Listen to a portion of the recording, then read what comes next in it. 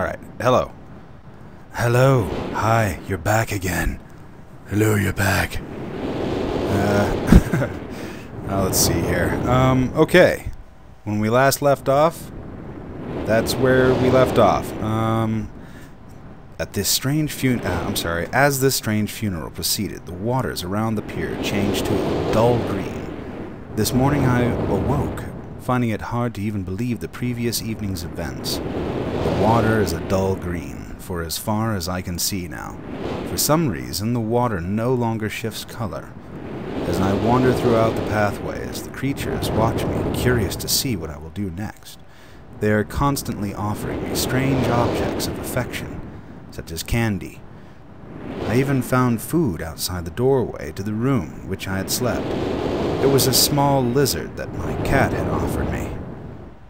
No, shut up, Cube. Stop doing it. Let's see, this is a unique race of beings. I hope to learn their language soon, so that I may learn more from them.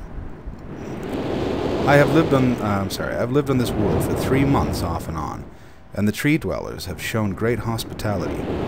I'm even beginning to learn bits of their language. I've decided to return home for an extended stay with my own loving wife and my sons. Pardon me. And hopefully return with them. However, I am sure Catherine will once again refuse. No, I don't.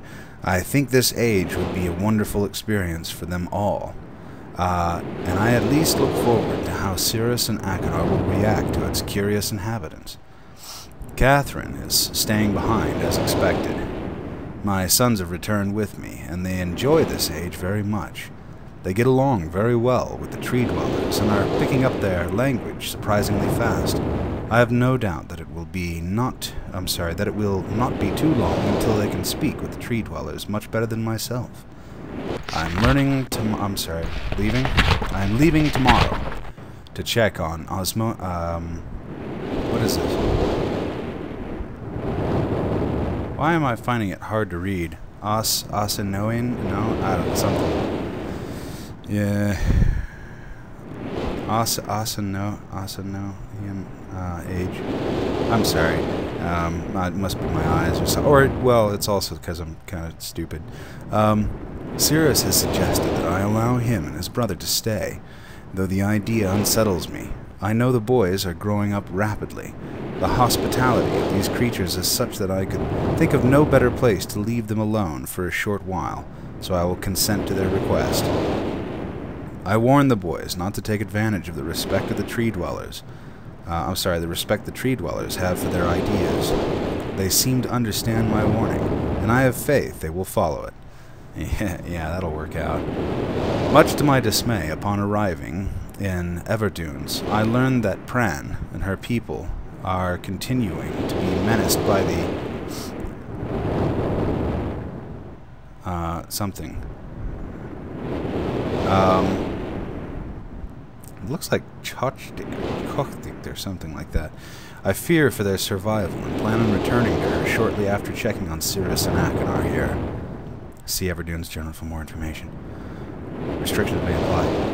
After watching Cirrus and Achenar, I see they're handling things very well, and I think I can put to rest any fears about leaving them in Channelwood again.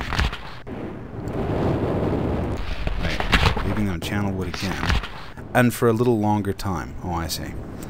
The tree dwellers seem slightly distressed that I am leaving, but are happy that Cirrus and Achenar are staying behind again. I have been gone for over 3 days and have been to many different places. I had to tell Cirrus and Achenar about Pran's death today, and they were visibly shaken, although they only remembered her from their childhood. Catherine has suggested that it would be wise for Cirrus and Achenar to leave Channelwood for a while, and I have to agree. They will be returning with me when I leave again. I have told my sons that they will be returning with me in 2 days. They spent the entire night telling me of an adventure they experienced in my absence, and it was rather remarkable. It seems they constructed a boat with the creatures and traveled some ways out into the surrounding waters. I enjoy hearing them talk excitedly of their adventures. I am reminded of my own adventures as a child. I finally understand why the tree dwellers have been giving me their many inks and insisting I write with them. Looking through some of my past entries, I see now that the inks have changed from the black I thought they were to various different colors. I have shown some of the creatures my journal, and they laughed and howled. Must have been hilarious. I did not know they had such a sense of humor. Even now, as I look through this very colorful journal, I cannot help but laugh myself. Let's see here. Let's see. Something. It looks like nee. Nee. We are no longer the knights who say nee. Is it nee? We'll be returning tomorrow. What does that say? I think it's he will be returning tomorrow. Nee. He. I don't know. So my sons are with the creatures for the last. Oh, that would have been Catherine, and it. Or maybe? No, I'm wrong. I don't know. They have told me they would like to come to Channelwood again, and also asked if they can visit some other ages alone. Though I will have to think over their request, I believe they have proven to me that they are trustworthy and responsible. Catherine will also have to help me decide whether they are ready for traveling alone. For now, I must give my farewells to the creatures, for I do not know how long it will be until I visit this age again. Right, and there's a couple of pictures. And that's it with that one. So we did it. The rest of them just kind of look burnt out like this, I think. There's one right here. I hope you don't mind the reading. I personally like it because then I get to go back to it and listen and watch it and everything like that. This one's kind of a lengthy one, but I'll get through it quickly. I'll try not to screw around too much. Emmett was the first to live on the rocks. He named them the rocks because that is what they were, a group of sharp rocks clustered together in the middle of a large sea. This was where Emmett lived. He enjoyed his life. Emmett would occasionally swim to nearby rocks, as it was never too far of a distance.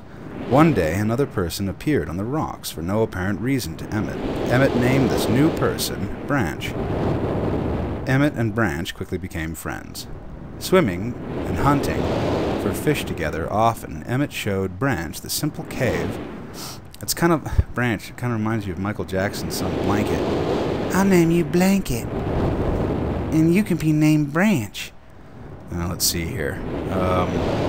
Simple cave in which he lived. Sorry, I didn't make sure. The largest rock. Soon. Branch discovered a place where he decided to live, also on the same large rock. The sun always shone brightly in their world, and the water was always dazzlingly clear. That's a split infinitive, allowing them to see almost to the deep ocean floor which surrounded them. Though the sun always shone, it was never too hot for the boys. A light breeze always came from the north and cooled the area down. One day, while Branch was swimming and having fun in the water, he noticed another boy swimming. Branch brought the new boy to Emmett to find out what to call the new boy. Emmett said the boy should be called Will. Will was soon a part of the group, and all three of the boys swam and enjoyed their perfect world. At least, that is the story I was told when I arrived today on the island.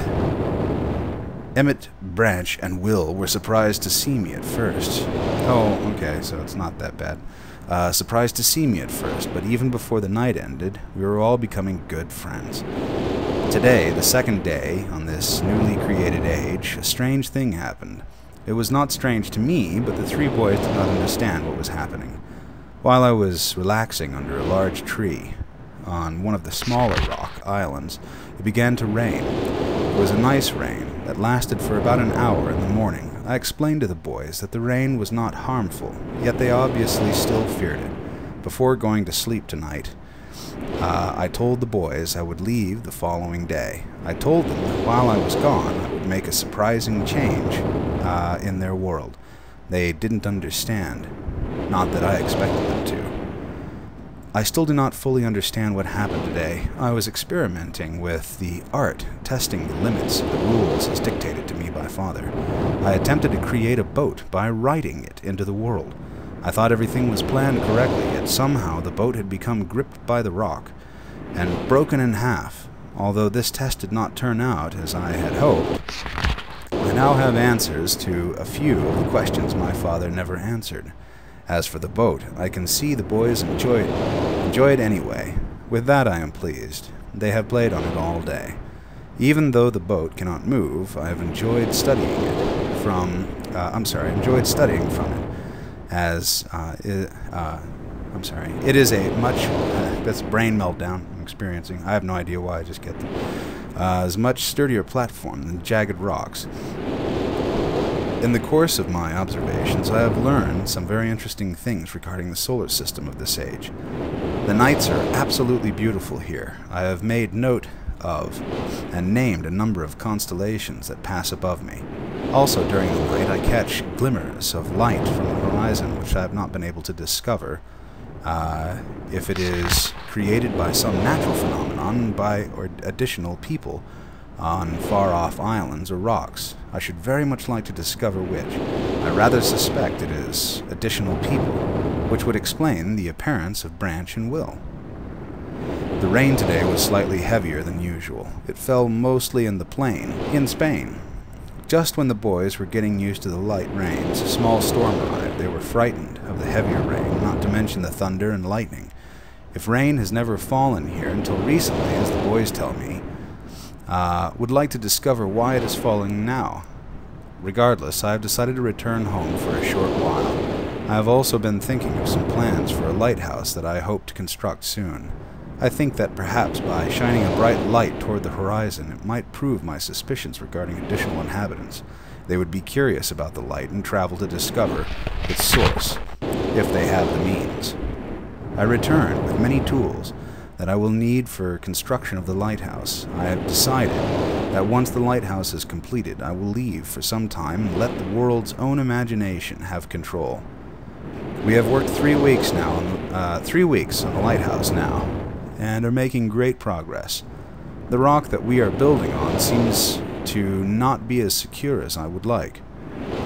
I have had to alter my plans slightly, but those alterations pose no real problem.